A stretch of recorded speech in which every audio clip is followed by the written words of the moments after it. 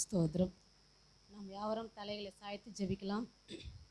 அப்பா பிதாவே முக்கு ஸ்தோத்திரம். ஏசப்பா முக்கு ஸ்தோத்திரம். பரிசுத்த ஆவியானவரே முக்கு ஸ்தோத்திரம்ப்பா. இந்த நல்ல நாளுக்காய் உமக்கு நன்றி செலுத்துகிறோம் ஆண்டவரே. அப்பா நீங்கள் சிலுவையில் பட்ட பாடுகள் மத்தியிலும் நீங்கள் பேசின 7 வார்த்தைகளுக்காக உமக்கு நன்றி செலுத்துகிறோம் அப்பா.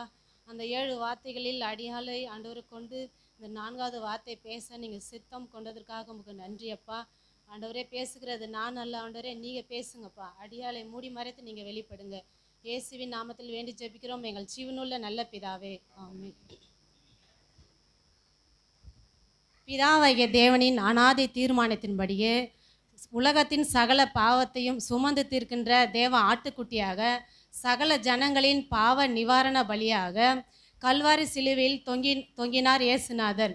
அக்கிரமக்காரில் ஒருவராக எண்ணப்பட்டார் என்ற தீர்க்க தரிசன வாக்கின்படியே 2 குற்றவாளிகள் மத்தியிலே குற்றம் செய்யாத இயேசு அந்த கேடு அடைந்தவராக, முகத்தில் துப்பப்பட்டவராக, சிரசிலே முள்முடி சூட்டப்பட்டவராக, சரீரமெல்லாம் வாரினால் அடிக்கப்பட்டவராக, ரத்தம் சிந்த சிந்த சிலுவையில் தொங்கினார் இயேசு. இயேசு கிறிஸ்துவின் இறுதி வார்த்தைகளை கேட்பதற்காக சிலுவையின் அடிவாரத்திலும் பக்கத்திலும் பலர் ஆவலோடு காத்திருந்த வேளையில் இயேசு கிறிஸ்து சிலுவையில் கடைசியாக 7 வார்த்தைகளை பேசினார். அவர் பேசின ஒவ்வொரு வார்த்தைக்கும் பின்னணியில் எவ்வளவு ஆழமான சத்தியங்கள் இருக்கின்றது என்பதை நாம் ஒவ்வொரு வருடமும் தியானித்து வருகின்றோம். இப்போதும் கூட அவர் பேசின 4வது வார்த்தை குறித்து நாம் தியானிக்கலாம். எடுத்துக்கொள்ளலாம். மத்தேயு 27ஆம் அதிகாரம் 45, 46 எடுத்து வாசிக்கலாம்.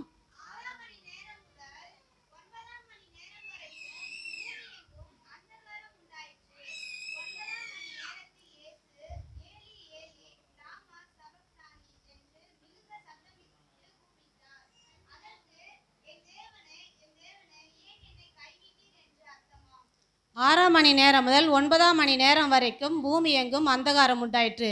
9ஆம் மணி நேரத்தில் இயேசு ஏலி ஏலி லாமா சபக்தானி என்று மிகுந்த சத்தமிட்டு கூப்பிட்டார். அதற்கு என் தேவனே ஏன் என்னை கைவிட்டீர் என்று அர்த்தமாம். பாபிலோன் சிறையிருப்பிலிருந்து வந்த பலரும் பல்வேறு மொழிகளை பேச துவங்கினதை நாம் நெகேமியா 13ஆம் அதிகாரம் 23, 24 வசனங்களின் மூலம் நாம் அறிய முடியும்.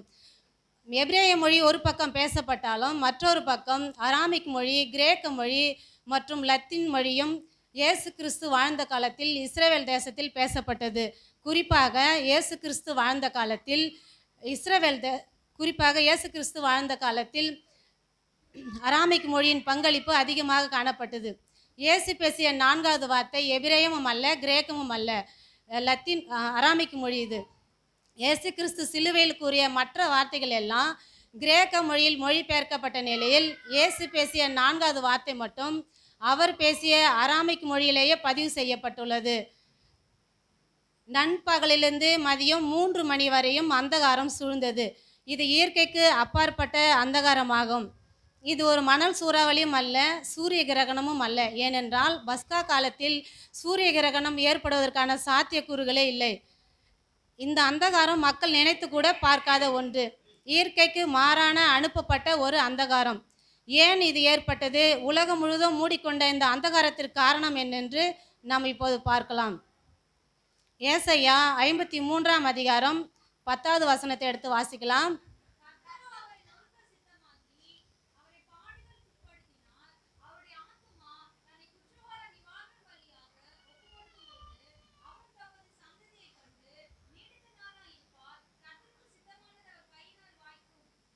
கர்த்தரோ அவரை நொறுக்க சித்தமாகி அவரை பாடுகளுக்கு உட்படுத்தினார் என்று பார்க்கிறோம். அதே அதிகாரம் 5வது வசனத்தை எடுத்து வாசிக்கலாம்.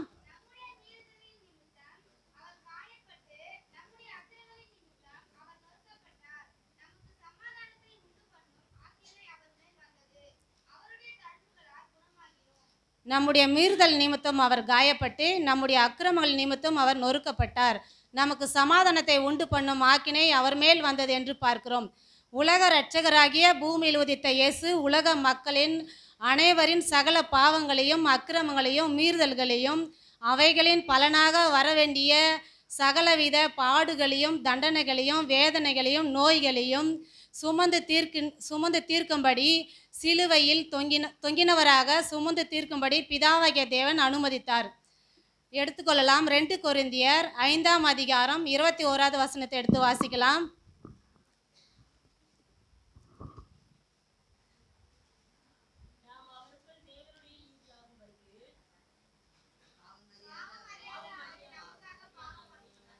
நாம் அவருக்குள் தேவனுடைய நீதியாகும்படிக்கு பாவம் அறியாத அவரை நமக்காக பாவமாக்கினார் என்று பார்க்கிறோம். உலக தோற்றம் முதல் உலக முடிவரை அனைத்து மக்களின் சகல பாவங்களும் உலகத்தின் ஒளியாகவும் வெளிச்சமாகவும் வந்த இயேசுவின் மீது சுமத்தப்பட்ட வேளையில் பாவ இருள் அவரை மூடிக்கொண்டது. உலகத்தின் ஒளியை இருள் மூடியதால் உலகமே இருள் சூழ்ந்த நிலையை அடைந்தது. இயேசு அதன் பின்பு, என் தேவனே என் தேவனே ஏன் என்னை கைவிட்டீர் என்று சத்தமாக கூறினார். என் தேவனே என்ற இந்த வார்த்தை கூறின போது, என் தேவனே என்ற இந்த வார்த்தை சொன்னபோது நமது நேரத்தின்படி மதியம் 3 மணியாகும். இந்த நேரத்தில் சாயங்கால நேர பலி, அதாவது அந்தி பலி கொடுப்பது என்பது ஒரு வழக்கம் என்பது குறிப்பிடத்தக்கது. இயேசு இந்த உலகத்தில் ஜீவித்த காலத்தில் அவர் தமது பிதாவுடன் இடைவிடாத தொடர்பும் ஐக்கியமும் கொண்டு வாழ்ந்தார் என்று வேதம் சொல்கிறது. எடுத்துக்கொள்ளலாம். யோவான் 8ஆம் அதிகாரம் 16வது வசனத்தை எடுத்து வாசிக்கலாம்.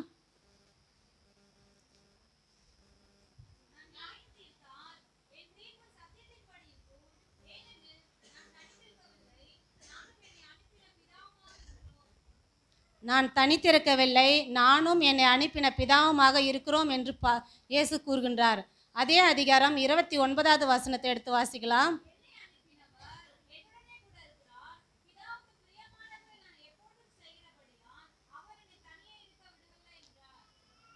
என்னை அனுப்பினவர் என்னுடனே கூட இருக்கிறார், பிதாவுக்கு பிரியமானவைகளே நான் எப்பொழுதும் செய்கிறபடியால் அவர் என்னை தனியே இருக்க விடவில்லை என்று கூறுகிறார். பிதாவாகிய தேவன் இயேசுவின் மீது மிகவும் அன்பாக இருந்தார். அந்தபடியே இயேசுவும் பிதாவினிடம் அன்பு கூர்ந்து பிதாவுக்கு பிரியமானவைகளை செய்து பிதாவின் சித்தத்தை தினந்தோறும் நிறைவேற்றி வந்தார். இருவரிடமும் இருந்த இந்த அன்பின் ஐக்கிய இணைப்பு இடைவிடாத தொடர்புடையதாக இருந்தது. எப்பொழுதும் பிதாவின் பிரசன்னத்தில் இயேசு நிறைந்திருந்தார். ஆனால் உலகத்தின் பாவங்கள் அத்தனையும் இயேசுவின் மீது சுமத்தப்பட்ட போது தேவ பிரசன்னம் அவரை விட்டு மறைந்தது. பாவத்தின் சின்னமாக பரிதாபமாக உள்ளம் உடைந்தவராக பிதாவின் பிரசன்னத்தை இழந்து தனிமேல் இயேசு சிலுவையில் தொங்கினார். திடீரென்று இருவருக்கும் இருந்த அன்பின் ஐக்கிய இணைப்பு துண்டிக்கப்பட்டது. இதற்கு காரணம் என்ன என்று பார்ப்போம். எடுத்துக்கொள்ளலாம். ஏசாயா 59வது அதிகாரம் 2வது வசனத்தை எடுத்து வாசிக்கலாம்.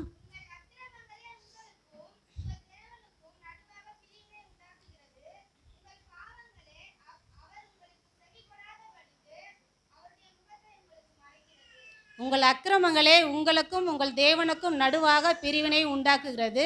உங்கள் பாவங்களே அவர் உங்களுக்கு செவி கொடாதபடிக்கு அவருடைய முகத்தை உங்களுக்கு மறைக்கிறது என்று பார்க்கிறோம். உலக மக்களின் பாவங்கள் பாவம் அறியாத இயேசுவை மூடியதால் இயேசு பாவத்தினால் மூடப்பட்டு பாவமாகவே காட்சியளித்தார் என்று 2 கொரிந்தியர் 5:21 சொல்லுகிறது. இந்த பாவம் பிதாவாகிய தேவனுடைய முகத்தை மறைத்தது.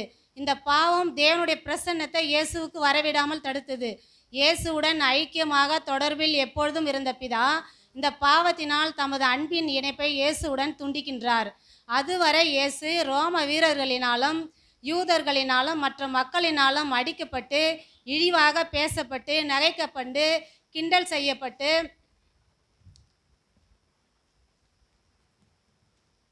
மிகுந்த வேதனைகளை அனுபவித்தார். இயேசு அவைகளையெல்லாம் பொறுமையாக பொறுத்து கொண்டார்.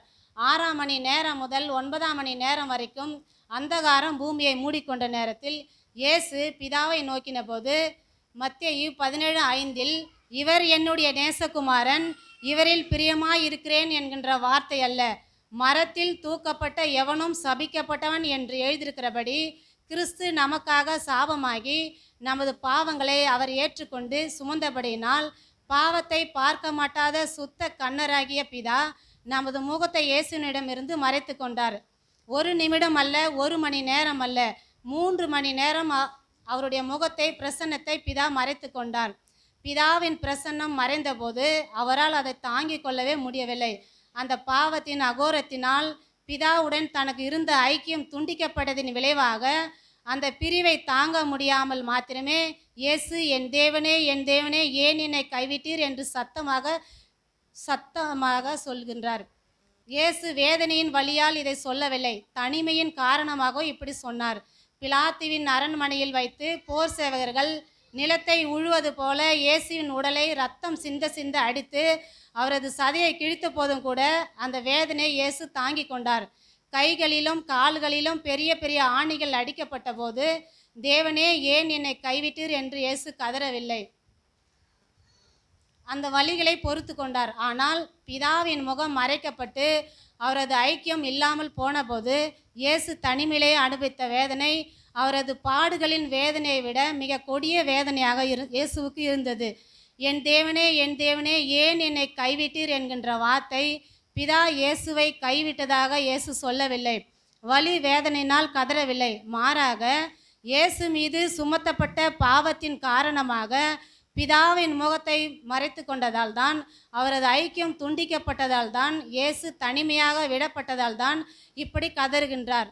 நாம் பிதாவாகிய தேவனுக்குள் மீண்டும் நிலைநாட்டப்பட வேண்டும் என்கின்ற நோக்கத்தில் தான் அவர் இப்படி கூறினார். நம்மை ஒரு புதிய உறவுக்குள்ளாக கொண்டு செல்வதற்கான இயேசு கிறிஸ்துவின் ஒரு கதறலாக 4வது வார்த்தை இருக்கின்றது. நாம் பாவத்திற்கு இடமளிக்கும் போது தேவனுடைய முகம் நமக்கு மறைக்கப்படுகின்றது. தேவனுடைய நன்மைகள் தடைபடுகின்றது. நமக்கும் தேவனுக்கும் இருக்கும் இணைப்பு துண்டிக்கப்படுகின்றது. நாம் பாவம் செய்யும்போது தேவன் உடனே நம்மை தண்டிப்பதில்லை, ஆனால் தம்முடைய முகத்தை மறைத்து கொள்கின்றார். ஆனால் நாம் மனம் திரும்பும்போது நம்மை மீண்டும் மன்னித்து ஏற்றுக்கொள்கின்றார். எரேமியா 2:19 வாசிக்கலாம்.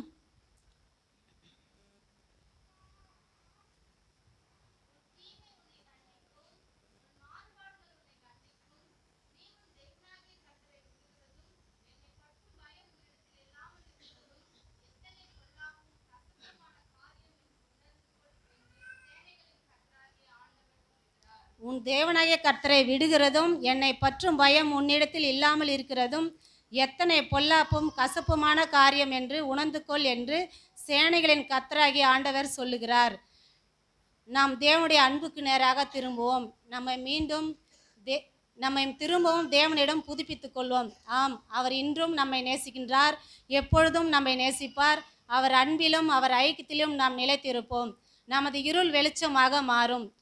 நாம் ஆசீர்வதிக்கப்படுவோம். ஆமேன். கர்த்தர் தாமே இந்த வார்த்தையை ஆசீர்வதிப்பாராக. ஆமேன். Praise the Lord.